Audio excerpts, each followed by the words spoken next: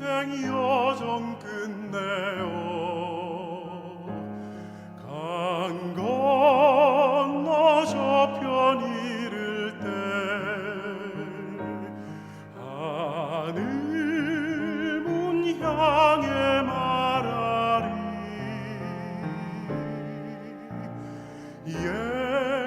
예수 인도하셨네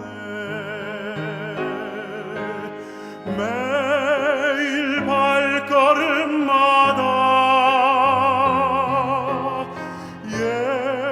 예수 인도하셨네 성도 앞에 나의 짐을 모두 벗고 하는 말 예수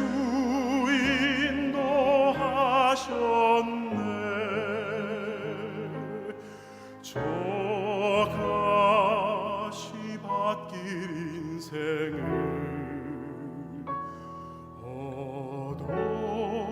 허덕이면서 갈 때에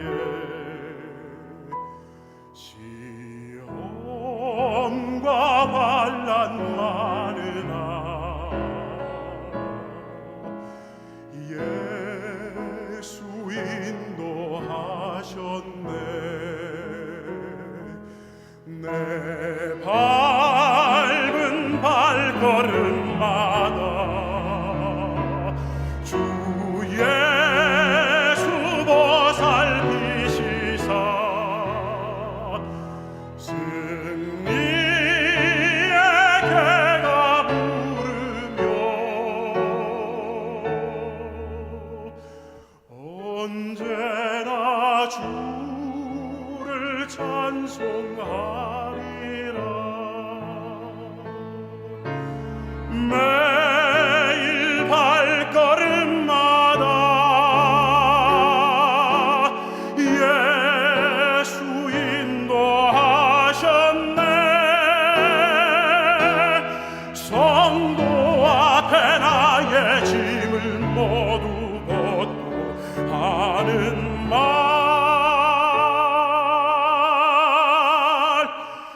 예수 인도하셨네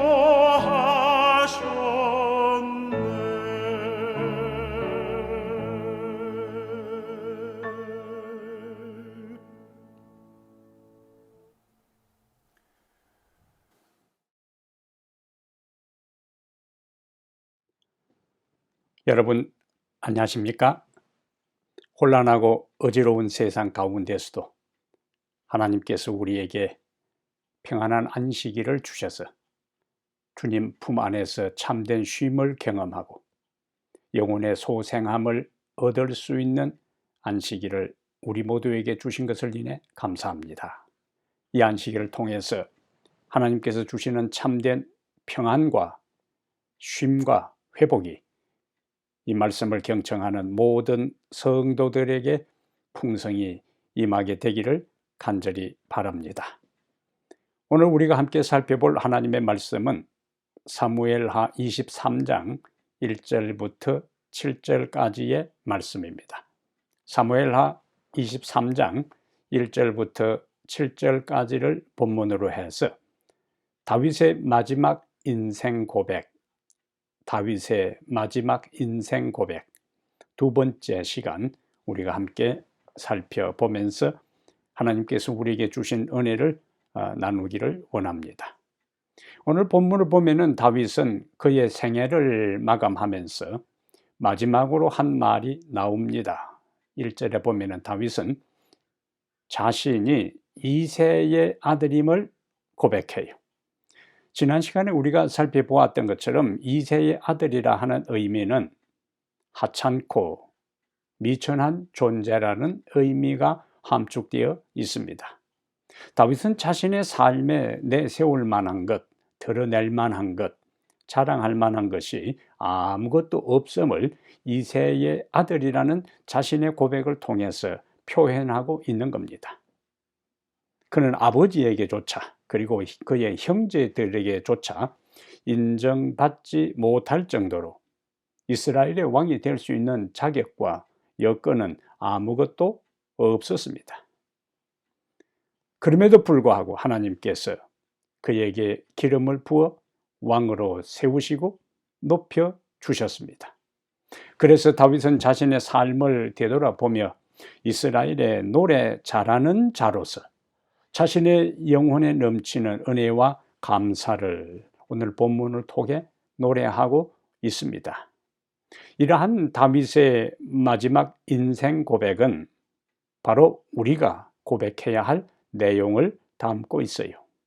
그러면 다윗은 어떤 마지막 인생 고백을 하고 있는지를 오늘 우리가 본문을 통해 살펴보면서 하나님께서 우리에게 주시는 기별을 좀 증거하려고 합니다.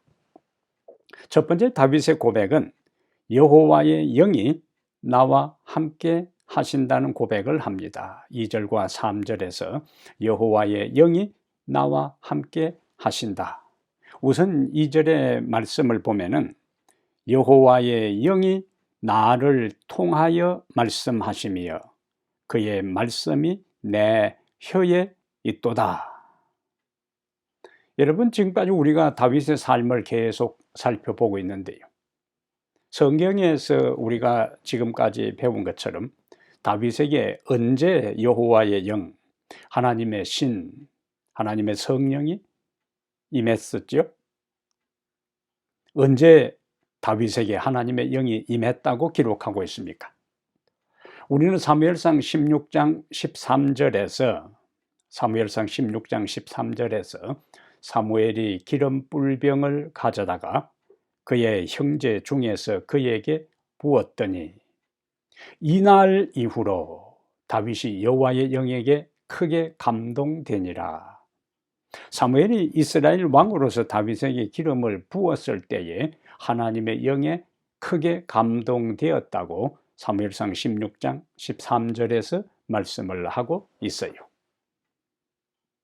사무엘 선지자가 그에게 기름을 부었을 때에 여호와의 영이 그에게 크게 임했다는 말씀입니다. 이후부터 하나님은 성령을 통하여 다윗과 계속 함께 하셨어요. 그래서 반복해서 성경은 하나님께서 다윗과 함께 하셨음을 강조하고 있습니다. 하나님의 영이 다윗과, 심지어 하나님의 영이 다윗과 함께 하시는 것을 사울의 병사들도, 사울의 사람들까지도 알고 있었어요. 사무엘상 16장 18절에 보면은 사울이 계속 정신적으로 혼란한 가운데 있을 때에 한 젊은 소년이 이새의 아들 다윗에게 하나님의 영이 임한다는 것을 이야기하면서 그를 초청하여 음악 치료사로서 사울을 위하여 수고하도록 초청하자고 제안하는 것이 나와 있습니다. 그러니까 하나님께서 이미 사무엘상 16장 13절에 사무엘을 통하여 다윗에게 기름을 부은 다음부터 다윗에게 하나님의 영이 임한 것이 단지 성경적 기록뿐만 아니라 주변 사람들에게도 하나님의 영이 임한 다윗의 삶이 달라졌음을 알고 있었다는 것을 우리가 여기서 알 수가 있습니다. 그 후에도 계속 사무엘하 5장 10절에는 만군의 하나님 여호와께서 다윗과 함께 하시니 다윗이 점점 강성하여지니라. 다윗의 번영과 그의 성공과 그의 전쟁에서의 승리와 그의 강성함이 다윗의 위대함에 있었던 것이 아니고 여호와께서 그와 함께 하시니 다윗이 점점 강성하여지니라고 성경은 말씀하고 있어요. 그래서 다윗은 그의 전 생애에 걸쳐서 함께 하신 성령을 통하여 오늘 본문 2절에서 여호와의 영이 나를 통하여 말씀하시며 그의 말씀이 내 혀에 있도다라고 고백하고 있는 것입니다. 성령께서 다윗과 함께 계시며 그를 지배하시며 그를 변화시키시며 그의 모든 생애의 고난을 통과하도록 은혜를 주신 것입니다. 그래야 다윗은 오늘 본문의 말씀을 통하여 그 속에서 역사하시는 성령의 감동을 따라 하나님을 찬양하는 마지막 고백을 하고 있는 것입니다. 나를 여기까지 인도하신 하나님, 나를 높여주신 하나님, 절망 속에서도 내 노래를 잃지 않게 하신 하나님을 찬양하고 감사하고 있다는 말씀입니다. 어떤 사람이 다윗처럼 인생의 마지막 고백으로서 하나님께 찬양하고 하나님께 감사할 수 있을까요? 자기의 인생의 시작이 제로 상태였다는 사실을 아는 사람, 내 인생에 아무것도 드러낼 것도 자랑할 것도 내세울 것도 뻐길 것도 없다는 사실을 절실히 깨닫고 인식하는 사람이 비로소 다윗처럼 하나님 앞에서 마지막 감사와 찬양의 고백을 할 수가 있어요. 그래서 다윗은 오늘 본문 시작에서 자신의 정체, 자신의 신분, 자신의 가족 배경을 이새의 아들이라는 것을 먼저 이야기하고 하나님을 찬양하고 있는 거예요. 이새의 아들이라는 것을 먼저 내세움으로 인해서 나는 이처럼 본래 아무것도 아닌 무가치한 존재였다. 그럼에도 불구하고 하나님께서 나에게 기름을 부으시고 높이 세우시고 이스라엘의 노래 잘하는 자로 삼으셔서 나를 통하여 영광을 받으셨다는 것을 그가 고백하고 있는 겁니다. 그래서 우리가 우리의 인생의 마지막에 하나님을 찬양하고 그분의 주신 은혜를 고백하며 감사하며 우리의 삶을 마무리 짓기 위해서는 우리들 스스로도 그와 같은 깨달음이 있어야 되는 거예요. 나는 본래 아무것도 아닌 사람이었다. 무가치한 존재였다. 속절없는 죄인이었다. 그런데 하나님이 그의 아들을 나를 위하여 이 땅에 보내시고 나의 죄를 용서하시고 나를 구원하시고 내가 필요한 것을 제공하시고 나의 생애의 모든 위기의 때에는 나를 보호하시고 오늘 여기까지 인도하신 것을 깨달은 사람, 그들이 비로소 하나님 앞에 감사하고 찬양하는 마지막 고백을 할 수가 있습니다. 우리가 인생을 살아오면서 우리의 삶에 수고가 있었습니다. 눈물이 있습니다. 때로는 기가 막힐 웅덩이에 빠질 때에도 고난의 터널을 통과할 때도 있었어요. 눈물과 탄식의 골짜기에서 방황할 때도 있었습니다. 하지만 하나님께서 우리를 그와 같은 상태, 고아의 상태로 내버려 두지 아니하셨어요. 예수님께서 제자들이 하신 말씀처럼 우리를 고아와 같이 버려두지 아니하시고 성령을 보내셔서 우리의 생애의 그 모든 힘든 고난과 시련의 과정에 함께 하시고 견딜 수 있는 능력을 주시고 해결할 수 있는 은혜와 지혜를 주셨습니다. 그래서 우리는 오늘 우리의 마음에 역사하시는 성령의 감동을 따라 오늘 우리가 우리의 생애의 마지막이 아니라 할지라도 그분을 찬양하고 감사할 수 있는 사람이 될 수가 있는 것입니다. 3절에 보면은 하나님의 영이 다윗과 함께 하셨기 때문에 다윗은 공의로 백성을 다스릴 수 있었습니다. 하나님의 영이 다윗과 함께 하셨기 때문에 그는 하나님을 경외할 수 있었어요. 백성을 공의로 다스렸다는 것은 백성을 사랑했기 때문입니다. 백성을 사랑하는 사람만이 하나님의 법도를 따라 백성을 공의로 다스릴 수 있어요. 다윗은 하나님을 경외했다고 했습니다. 하나님을 경외하는 것은 전제가 뭐냐? 그 하나님에 대한 사랑의 마음이 있을 때 사랑하는 하나님에 대한 경외심을 가지고 그분을 다른 모든 잡다신과 구별된 거룩한 하나님으로 경외할 수가 있어요. 그래서 하나님을 사랑하고 그분을 참으로 경외하는 자가 백성을 사랑하고 백성을 공의로 다스릴 수 있게 되는데 결국에 하나님과의 바른 관계가 기초되어 다른 사람과의 올바른 관계가 결정되고 정립될 수 있음을 우리에게 말씀해 주고 있어요. 하나님과의 관계가 바르게 정립되지 않는 사람이, 하나님과의 관계가 긴밀하게 연결되어 있지 않는 사람이 다른 사람과의 관계에서 올바른 삶을, 올바른 관계를 유지해 갈 수가 없습니다. 하나님과의 관계가 우리의 삶의 가장 우선적인 것이고, 하나님과의 관계가 인간 관계의 기초가 되는 것이고, 하나님 관계의 연장선에서 비로소 우리는 다른 사람을 이해하고, 다른 사람을 사랑하고, 다른 사람을 불쌍히 여기고, 하나님의 마음으로, 하나님의 그 심정으로 다른 사람과의 관계를 유지해 갈 수가 있어요. 성령이 마음속에 임하는 사람이 하나님을 경외할 수 있고, 성령의 마음에 계시는 사람이 다른 사람과의 관계를 올바르게 맺을 수가 있습니다. 다윗의 생애에 고백했던 여호와의 영이 나와 함께 하셨다는 그 고백이, 그분의 말씀이 내 혀에 있다 하는 그 고백이 우리의 삶의 지금에도 그러한 고백을 하다가 우리의 생애의 끝날에도 여호와의 성령이 내 인생을 여기까지 함께 하사 인도하시고 축복하셨다고 고백하는 성도들이 되기를 바랍니다. 두 번째, 오늘 본문에서 4절과 5절에서는 다윗은 이런 고백을 하고 있어요. 하나님께서 언약대로 자신을 번영하게 하시고 축복하셨다는 고백입니다. 하나님께서 언약대로 자신을 번영하게 하시고 축복하셨다는 고백이 4절과 5절에 나타나 있습니다. 다윗이 하나님을 경외하며 공의로 다스렸을 때에 하나님은 다윗이 통치하는 40년 동안 주변 국가들을 정복하게 했어요. 영토가 확장되게 했습니다. 부강하고 번영하는 축복을 주셨어요.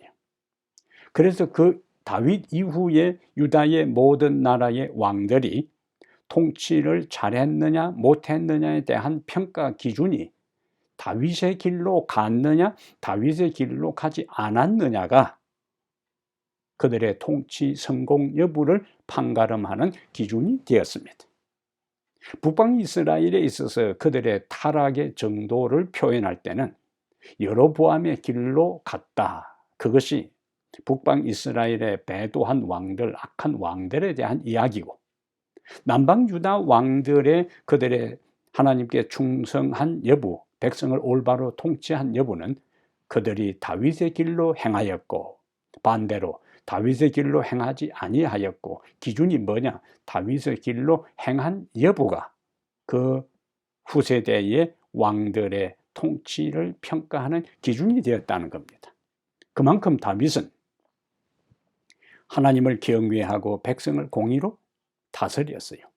그러다 보니까 하나님께서는 다윗과 맺은 언약대로 그 나라가 번영하게 하시고 말할 수 없는 축복을 누리게 했습니다. 그래서 다윗은 하나님께서 자신에게 허락하신 번영과 축복을 4절에서 시적으로 노래하고 있어요. 4절은 다윗이 자신에게 주신 하나님의 은혜와 축복을, 그리고 다윗이 걸었던 그 길을 걷는, 다윗이 살았던 그 신앙적 삶을 사는 사람들이 어떤 축복과 번영을 경험할 것인가 하는 것을 4절을 통해서 우리에게 보여주고 있습니다. 4절에 보면은 그는 돋는 해의 아침빛 같고 구름 없는 아침 같고 비 내린 후에 광선으로 땅에서 움이 돋는 새풀 같으니라. 다윗은 1차적으로 이 말씀을 자신의 삶에 적용시켰고, 그리고 자신이 걸었던 믿음의 길, 성령의 이끄심을 따라 하나님의 임재 의식 속에서 충성스럽게 걸었던 그 길을 걷는 후세대의 모든 사람들이 어떤 축복과 은혜를 누리고 경험할 것인가 하는 것을 4절을 통해 우리에게 보여주고 있습니다. 여기 4절에 보면 그는 하나님의 법도를 따라 다윗의 길을 걷는 사람들이 누릴 축복과 번영이 그는 돋는 해의 아침빛 같고, 이렇게 말씀을 했어요. 동력 하늘에 떠오르는 해를 바라보면 참으로 장엄함을 느낍니다. 그래서 시인 중에 박두진 선생은 이 해를 바라보면서 이런 시를 읊었어요. 해야 솟아라, 해야 솟아라, 맑게 씻은 얼굴 고운 해야 솟아라 라고 노래했습니다. 온 세상을 지배하던 어둠이 아침 햇살과 함께 서서히 사라지는 것은 얼마나 장엄한 광경인지 모릅니다. 깊은 어둠 가운데 만물이 다 죽은 것처럼 보였는데 그 잠자던 만물이 떠오르는 태양과 함께 모두 살아나 힘찬 몸짓을 하고 생명의 기지개를 켜는 것은 얼마나 아름다운 광경인지 모르는 것입니다. 하나님을 섬기는 사람, 하나님의 은혜 가운데 사는 사람, 여호와의 성령이 충만한 사람, 여호와의 성령의 지배와 인도를 따라 살아가는 사람들의 모습이 이와 같다는 것을 말씀하고 있어요. 고통의 밤이 지나고 절망의 밤이 그치고 온갖 형태의 어둠이 의의 태양 되시는 그리스도가 우리의 마음에 임할 때에 사라지게 될 것입니다. 대신 번영과 행복과 감사와 기쁨의 새 아침이 우리의 생애에도 오게 될 것입니다. 밤이 깊다는 것은 새벽이 가까이 다가오고 있다는 것을 의미하는 겁니다. 우리의 생애에, 우리의 삶에 더 이상 희망의 태양이 보이지 않는 것처럼 생각될 때에 내 인생의 가장 캄캄한 그 순간은 곧 하나님께서 나에게 희망의 태양이 뜨게 할 순간이 다가온다는 것을 우리에게 깨우쳐 주는 기별로 받아들여야 할 것입니다. 말라기 선지자는 이스라엘이 캄캄한 어둠 속에 있을 때에 그들이 도덕적으로, 영적으로, 그리고 국제 정치적으로 이스라엘이 가장 어두운 가운데 있을 때에 말라기 선지자는 그들에게 희망의 기별을 말라기 4장을 통해서 보여주고 있는데 말라기 4장 2절에 이런 말씀이 있어요. 내 이름을 경외하는 너희에게는, 우리가 앞에서 다윗이 여호와를 경외하고 백성을 공의로 다스렸다고 했잖아요. 여기에 누구에게 의의 태양 그리스도가 떠오를 수 있는가? 내 이름을 경외하는 너희에게, 여호와의 이름을 경외하는 자들에게 공의로운 해가 떠올라서 치료하는 광선을 비추리니 너희가 나가서 외양간에서 나온 송아지같이 뛰리라는 치료와 회복과 소망과 생동감이 넘치는 필치로 우리에게 희망의 기별을 주시고 있어요. 그러므로 오늘 우리의 삶이 아무리 어렵다 할지라도 우리는 그 캄캄한 가운데서 절망할 이유가 없습니다. 절망하고 낙심할 필요가 없습니다.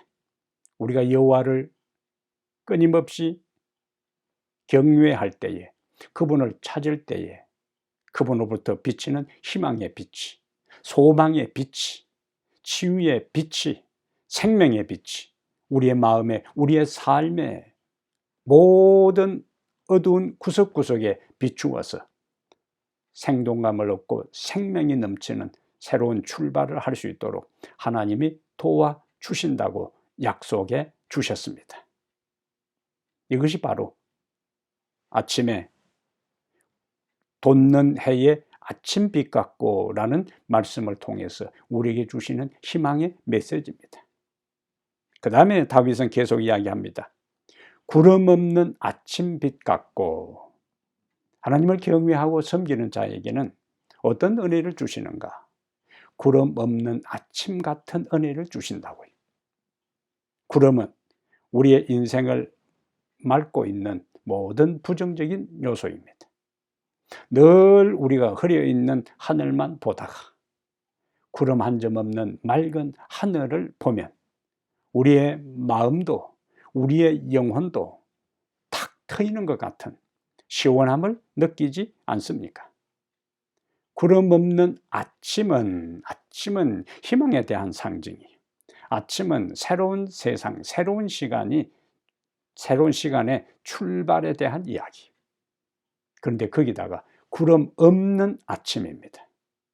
근심과 염려와 모든 부정적인 요소의 그 먹구름이 완전히 거친 청명한 하늘처럼 우리의 인생에 새로운 출발, 새 아침이 임할 것을 약속하고 강조하는 말씀이 되는 것입니다. 구름 없는 새 아침이 우리를 기다리고 있어요. 아침은 반드시 찾아오게 되어 있습니다. 그 다음 하나님의 자녀들이 받을 수 있는 축복에 대한 것들을 보면은 비 내린 후에 광선으로 땅에서 움이 돋는 새 풀과 같으니라. 아침이라는 이미지. 그리고 비가 온 다음에 첫 태양이 떠오를 때에 그 광선의 따뜻한 생명의 기운을 받았어. 죽은 것처럼 보였던 풀들이 다시 회복되고 살아나는 그 모습으로 묘사하고 있어요. 움이 돋는 새 풀과 같다고요. 지난 여름 동안 우리들 주변의 풀들과 잔디가 다 죽은 것처럼 보였어. 우리 뒷집에도, 우리 뒷뜰에도 물을 안 준 잔디밭은 노랗게 완전히 다 죽은 것처럼 보였는데, 산할 가망성이 없는 것처럼 보였는데, 요즘에 이제 우기에 접어들어서 비가 오니까 그 비를 계속 맞고 가끔씩 중간중간에 태양이 떠올라서 따뜻하게 햇볕을 쬐어주니까 죽은 것 같은 그 잔디밭이 어느덧 파릇파릇 회복되고 살아나는 것을 봅니다. 그 장면이 여기에서 바로 비 내린 후에 광선으로 땅에서 움이 돋는 새풀 같다 하는 이 표현이 바로 우리들 주변에서 생생하게 볼 수가 있습니다. 생명의 신비가 여기에 있습니다. 비는 초목의 생장을 촉진합니다. 비는 하나님의 은혜의 축복을 가리켜요. 이것은 죽은 것처럼 보였던 사람도 하나님의 은총과 축복으로 말미암아 새 생명으로 활력이 넘치는 삶을 살 수 있는 것을 우리에게 보여주는 것입니다. 비는 하나님의 은혜요. 성경의 이른 비와 늦은 비는 하나님의 성령을 상징합니다.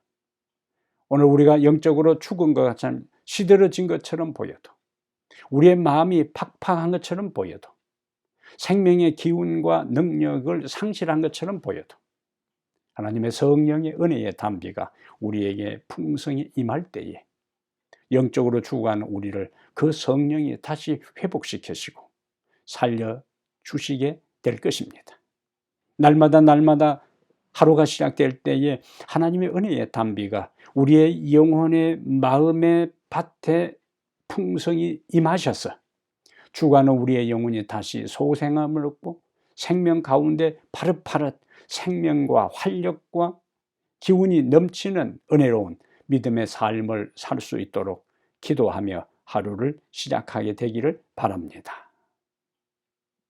세 번째, 다윗은 오늘 본문에서 중요한 또 다른 인생 고백을 하고 있어요.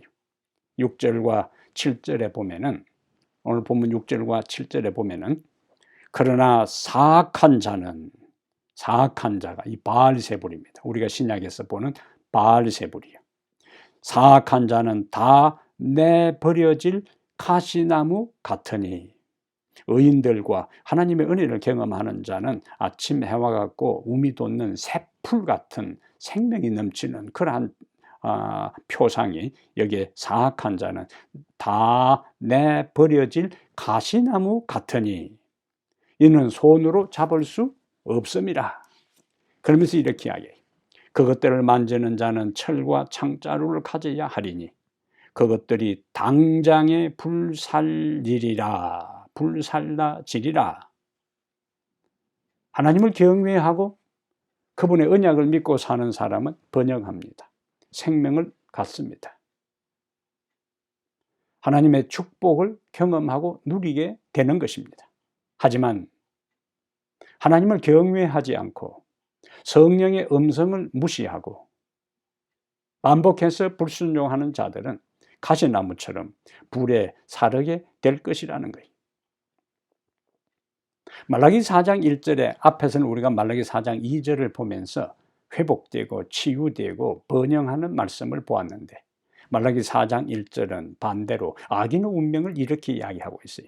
말라기 4장 1절에 보라, 용광로 불같은 날이 이르리니, 용광로 불같은, 풀무불 같은 날이 이를 것인데, 교만한 자와 악을 행하는 자는 다 지푸라기 같을 것이라. 그 이르는 날에 그들을 살라 그 뿌리와 그 가지를 남기지 아니할 것이라.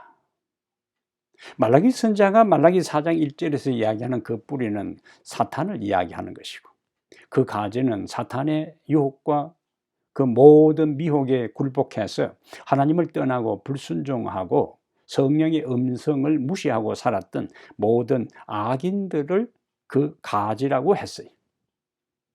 천년기 이후에 이 세상에 하나님의 심판이 임할 때에 사탄과 악한 천사들과 그리고 모든 악인들은 여기에 말라기 선지자가 이야기했던 지푸라기처럼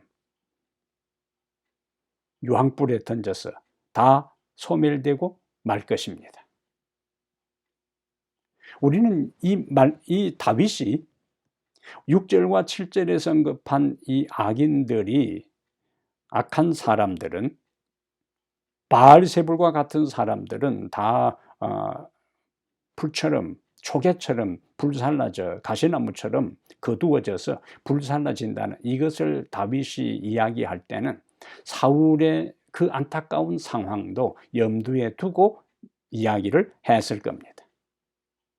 사울이 사무엘에게 기름을 부었을 때에 하나님께서 다윗에게 성령을 부어주신 것처럼 사울에게도 성령을 부어주셨어요. 사울은 갑자기 멸망한 것이 아닙니다. 사울은 하나님의 영이 없어서 바로 파멸된 것이 아니에요. 그에게도 하나님은 편애하지 아니하시고 기름을 부었을 때에 새 마음을 주시고 새 사람이 되게 하사 이스라엘의 통치자로서 성공할 수 있도록 하나님께서 모든 것을 다 제공하셨어요. 사무엘상 10장 6절부터 9절에 하나님의 영이 그에게 임하여 그의 새 마음을 받고 새 사람이 된 것을 사무엘상 10장 6절부터 9절에 말씀하고 있습니다. 그런데도 사울은 반복해서 불순종했어요. 사울은 반복해서 하나님의 말씀을 거역했어요. 부분적으로만 순종했지 자기가 판단해서 손해되지 않을 것에 대해서는 순종하고, 자기가 판단해서 하나님 말씀대로 했다가는 손해될 것 같은 생각이 들 때는 순종하지 않았어요. 그것은 진정한 의미의 순종이 아닌 것입니다. 반복해서 그가 말씀을 거역하고 성령의 세미한 음성을 거절했고 그에게 선자를 통해서 하나님께서 주신 기별을 묵살했을 때에 결국에 성경은 하나님의 신이 사울을 떠났다고 말씀하고 있습니다.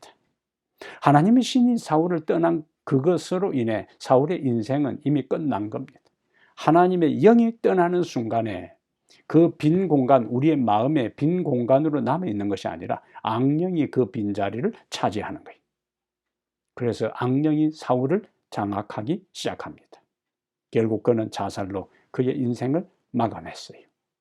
사울이 한번 불순종하자마자 바로 멸망한 것이 아닙니다. 하나님은 선지자 사무엘을 통하여 거듭하여 순종의 길로 돌아오도록 호소했어요. 하지만 사울은 핑계했어요. 자신의 행동을 정당화했어요. 합리화했습니다. 돌이키지 않았습니다. 이와 같은 것에 대한 경고를 솔로몬은 잠언 29장 1절에서 이렇게 이야기합니다. 잠언 29장 1절에 자주 책망을 받으면서도 목이 곧은 사람은, 자주 책망을 받으면서도 목이 곧은 사람은 갑자기 패망을 당하고 피하지 못하리라고 우리에게 엄숙하게 경고하고 있어요. 하나님께서는 다양한 방법으로 우리가 빗나갈 때에, 우리가 불순종할 때에, 우리가 곁길로 나갈 때에 다양한 방법으로, 다양한 루트로, 다양한 시그널로 우리에게 메시지를 전해요. 우리의 내면의 조용한 성령의 음성을 통해, 오늘 같은 말씀을 통해, 개인적으로 기도할 때에, 개인적으로 하나님의 말씀을 읽을 때에, 경건한 사람들과 대화 가운데, 우리들 주변의 모든 세상의 소식을 들을 때에 하나님은 우리에게 메시지를 전합니다. 그런데 그러한 메시지를 하나님께서 주셔도 그 메시지에 귀를 막고 마음을 완고하게 할 때는 하나님은 더 이상 말씀하지 않습니다. 사울의 마지막 장면에서 그가 도움을 간구해도 여호와께서는 그에게 우림으로도 둠밈으로도 꿈으로도 선지자로도 말씀하지 않으셨어요. 반복해서 기별을 거절하는 자는 하나님께서 말씀하지 않을 때가 오고, 하나님께서 더 이상 말씀하지 않을 때에 그의 인생도 끝나는 겁니다. 두려운 일이에요. 그러므로 어떤 형태든지 하나님께서 나의 양심을 일깨우고 나의 모습을 드러낼 때에 겸손히 굴복하고 돌이켜서 생명의 길을 선택하고 살아가게 되기를 바랍니다. 그러므로 사랑하는 여러분, 언젠가는 우리가 세상을 떠날 때에 여러분의 인생의 마지막에 어떠한 말로 자신의 삶을 고백하기를 원합니까? 여호와의 영이 나와 함께 하셨다고 고백하는 사람이 되기를 바랍니다. 그분의 인도로 내 모든 고난을 통과하고 주님 주신 은혜로 인생의 모든 시련을 극복하고 승리할 수 있었다고 감사하는 사람이 되기를 바랍니다. 그리고 그분의 은혜로, 내 안에 계시는 성령의 감동과 은혜로 내 인생이 돋는 해 아침빛 같고 구름 없는 아침 같고 비후의 광선으로 땅에서 우미 돋는 새풀 같은 복된 삶을 살았다고, 하나님께서 그러한 축복을 주셨다고, 번영의 은혜를 주셨다고 간증할 수 있게 되기를 바랍니다. 이새의 아들 다윗의 후손으로 오신 예수 그리스도를 통하여 구원받은 것을 찬양하고 그분이 나의 소원을 이루어 주시고 견고하고 흔들리지 않는 인생을 살았다고 간증하고 고백하는 모든 성도들 되시기를 이 시간에 간절히 바랍니다. 하나님, 다윗의 파란만장한 고난의 삶 가운데서 그와 함께 하셨던 거룩한 영이 오늘 우리와 함께 하기를 기도합니다. 이새의 아들로서 무가치한 그를, 사람들에게, 그의 부모에게조차 인정받지 못했던 그를 하나님께서 양치는 목동에서 이스라엘의 왕으로 기름 부으시고 그를 높이시고 성령을 통하여 노래하는 자로 삼으셔서 백성들에게, 오늘 살아가는 이 시대의 우리에게까지 그의 삶의 고백을 들을 수 있도록 은혜 주시니 감사합니다. 우리 하나님, 우리의 인생이 끝날 때에 성령이 우리의 인생을 인도하셨고 하나님께서 나를 돋는 햇빛처럼 찬란하게 내 삶을 마치게 하시고 붙드시고 구원하시고 나의 모든 소원을 주 안에서 이룰 수 있도록 도와주셨다고 고백하는 그러한 인생의 의미 있는, 가치 있는 긍정적인 고백을 하는 저희들 모두가 되게 해 주시옵소서. 우리 주 예수님 이름으로 기도합니다. 아멘.